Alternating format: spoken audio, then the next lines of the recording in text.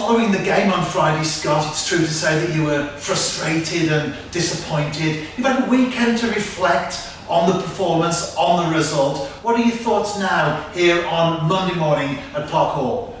Nothing's changed really. Watch the game back. Watch the clips that our analyst has sent me. And, it's 2 points missed for me really, because if you dominate the game that much and you end up in key areas of the pitch but didn't quite make them work, that's why I was disappointed. That's why I was getting frustrated, because all our good work, all our levels of fitness and how we probed them and kept the ball, moved it quickly with purpose that I asked for, but didn't really test the keeper enough. Yes, they did well. Bala, they banked up and again had 8 men in the box at times to stop us and whatever, but didn't feel that any time in that game we were under pressure. Even though we conceded within 4 or 5 minutes, always knew that we'd come back and get at least that goal that needed to kick on. And there are 8 games to go, of course, in the JD Comrie Premier. They're all big ones. This is a massive game this coming Friday at the Deeside Stadium.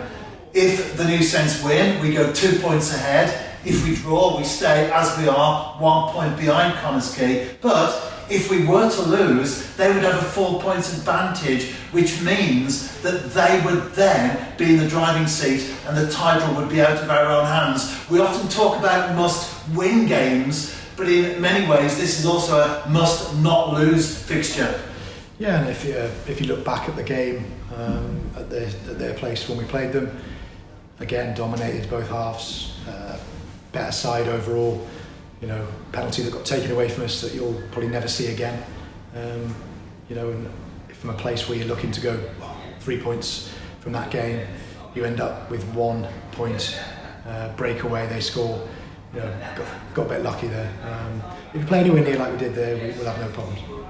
And assuming the game's on, of course, because the weather has been horrendous and we still have rain forecast for the rest of the week, the surface isn't always conducive to the way that TNS likes to play, but we have proved over the seasons that we've gone there and we've had a versatility that's adapted to the style. So, with the weather in mind, is that a concern for you as the manager? It is. You've always got to take conditions into consideration, but I think the way we've played there previously, sometimes the pitch has been very good, sometimes the pitch has been very heavy, and the players surprise you because they're used to playing on a flat surface, a flat true surface, and you go to some places that you think, am I questioning these players tonight because they're so used to playing on the surface? But no, they surprise you, and good footballers play on any pitch. They're mentally right, they're switched on. I think they know the task in hand, and I think we'll be okay because we've got fit, strong footballers that dominate games whether they play on AstroTurf or grass. And as we look at that game, you might not want to give away your innermost secrets, of course, but will there be particular areas that you will be focusing on, not only from the New Saints perspective, but also from the angle of Connah's Quay Nomads? Of course, you look at every team in detail and see where they can hurt us, and they're no different. They play their own way, their own style of football. It's very direct, it's back to front early, it's very physical. It's not easy on the eye, but they get results, and they're set up and they are disciplined and they play for their manager, and they've come a long way. But having said that, if we're on our game, we can beat them, no problem. You've always stated, Scott, that you will take each game as it comes in terms of the starting lineup. We saw last week at Maesteged, Tom Holland came straight into the starting lineup. How pleased were you with his performance? Yeah, I thought he was brilliant. I thought he was playing as if he'd not been away. Came in, moved the ball quickly, moved it forward. Tempo was certainly at a higher level.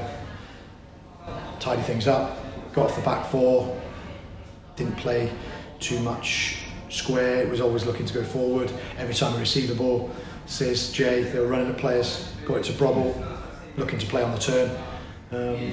Really happy on one hand the other night, and also disappointed leaving the ground, as you could tell. Frustrations run high when you expect more.